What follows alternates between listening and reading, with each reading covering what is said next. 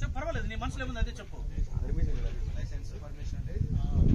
ప్రభుత్వ అనుమతి లేదు. ప్రభుత్వ అనుమతి ఎప్పుడు ఇస్తుంది? ఒక డ్రగ్గిస్ట్ అంటే కెమిస్ట్, ఒక మంచి నువ్వు చదువుకున్న వ్యక్తి ఎన్ని పాలలో ఆ మత్తు కలపాలి, వాటర్ ఎంత కలపాలి అనే అంశాలన్నీ కెమిస్ట్ ఏం చేస్తాడు, వాటి ఒక నమూనా ఇస్తాడు, ఆ ప్రకారమే కలపాలి. అప్పుడు హాని జరగదు, తాగినా కూడా మనకు హాని జరగదు.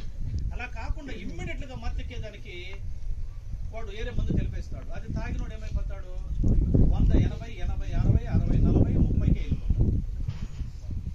అంటే తక్కువ వయసులోనే తాగేవాడు వెళ్ళిపోతాడు.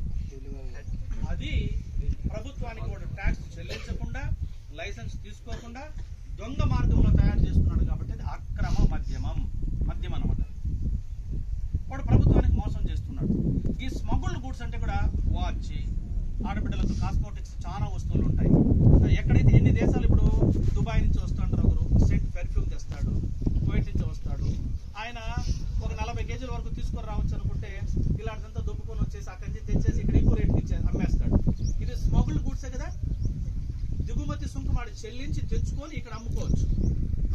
అలా చేయలేదు కాబట్టి ఇవంతా కూడా ప్రభుత్వానికి నష్టం. యువత ఎప్పుడు కూడా కానీ అక్రమ మార్గంలో సంపాదించే విధానాన్ని అలవాటు చేసుకుంటారు.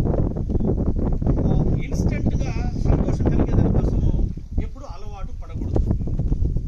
మీ కుటుంబ సభ్యులతో కలిసి ఒక పూట భోంచేయి, లేదా ఈ వయసులో అమ్మ పక్కన కూర్చోలేమనుకో, కూర్చో, ఏం కాదు, అమ్మే కదా, 5 నిమిషాలు నువ్వు అమ్మ పక్కన కూర్చో, సెల్ ఫోన్ చూడొద్దు. 5 నిమిషాలు అమ్మ దగ్గర కూర్చో అన్నప్పుడు నువ్వు ఎంత ఆనందం పొందుతావో తర్వాత లెక్క.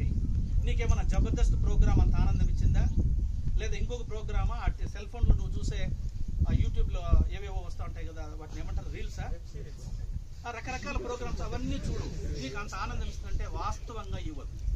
జస్ట్ ఆ ఆనందం కూడా వచ్చింది ఆ రీల్స్ ద్వారా నీకు కలిగిన ఆనందము ఫ్రాక్షన్ ఆఫ్ సెకండ్స్లో. మళ్ళీ 14 to 19 ఎక్కువగా చెప్పాలంటే ఈ ఏజ్లోనే వాళ్ళ మాట విని ఇప్పుడు మీరు దాదాపు డిగ్రీ కాలేజీ స్టూడెంట్స్ లాగా ఉన్నారు అంటే మీరు ఈ దేశ భవిష్యత్తులో ప్రధాన భూమికి పోషించే వాళ్ళు.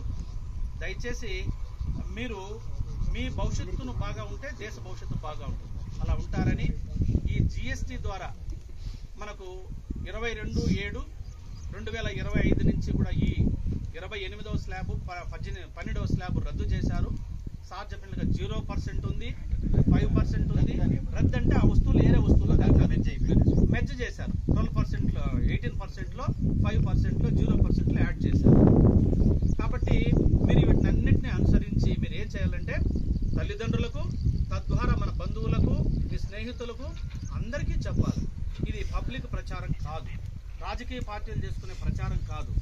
మనల్ని కొంచెం చైతన్యవంతం చేసేదాని కోసం ప్రభుత్వము మాలాంటి అధికారులకి చూడు, జిల్లాకు ఒక స్పెషల్ ఆఫీసరు, మండలానికి ఒక స్పెషల్ ఆఫీసరు, విద్యాశాఖ, దట్టు 7వ తేదీ నుంచి 13వ తేదీ వరకు మనకి ఎడ్యుకేషన్ వీక్ అని ఇచ్చింది గవర్నమెంట్. ఈ 13వ తేదీ వరకు కూడా ఎడ్యుకేషనల్ ఇన్స్టిట్యూషన్స్ ఎక్కడైతే ఉన్నాయో విద్యార్థులందరినీ చైతన్యపరచండి, ఈ అంశాలు చెప్పండి, వాళ్ళ ద్వారా తల్లిదండ్రులకు చేరనేయండి. తల్లిదండ్రులు మోసపోకూడదు. వస్తువులు కొనుగోలు చేసినప్పుడు ఏది బెనిఫిట్ అవుతారో అది ఖచ్చితంగా ఆ బెనిఫిట్ ఆ పేరెంట్కి వెళ్ళాలి, ఆ కుటుంబానికి వెళ్ళాలి అనేది వాళ్ళ యొక్క ఉద్దేశం. కాబట్టి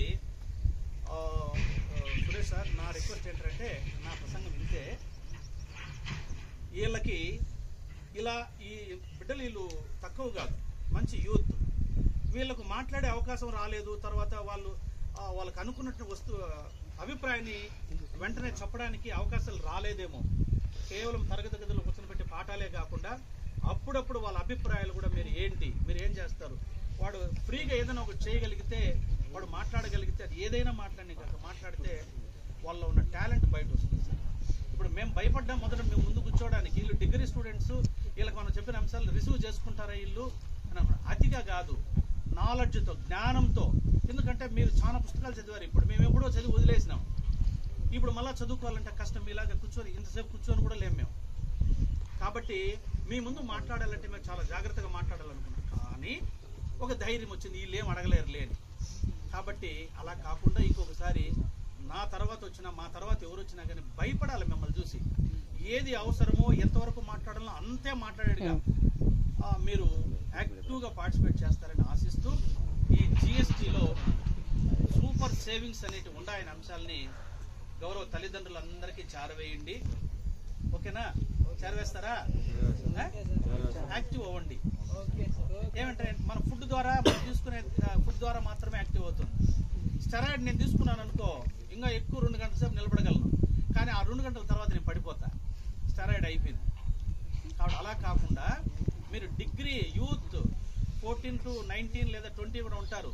ఆ ఏజ్లో మీరు ఉండాల్సిన దానికి మేము ఉండాల్సిన దానికి చాలా తేడా ఉంటుంది. 24 పౌండ్లు కలిగినటువంటి సుత్తి తీసుకొని ఒక దెబ్బ వేస్తే ఆ ఇనుప ముక్కైనా బండైనా సరే బద్దలైపోతుంది. మీ వయసులో నేను కొడితే పగులుతుందా? పగలదు. అది మళ్ళీ రివర్స్ వెళ్ళిపోతుంది. అంత శక్తి, అంత బలహీనంగా ఉంటాం మేము, మానసికంగా కానీ శారీరకంగా కానీ. మీరు ఉన్నారు కాబట్టి, యూత్ కాబట్టి, మీరు రేపొద్దున్నే మీరు ఒక చిన్న సౌండ్ చేస్తే కూడా మేము పడిపోయేంత యాక్టివ్గా ఉంటారని ఆశిస్తూ నాకు అవకాశం ఇచ్చినందుకు ధన్యవాదాలు. Thank you.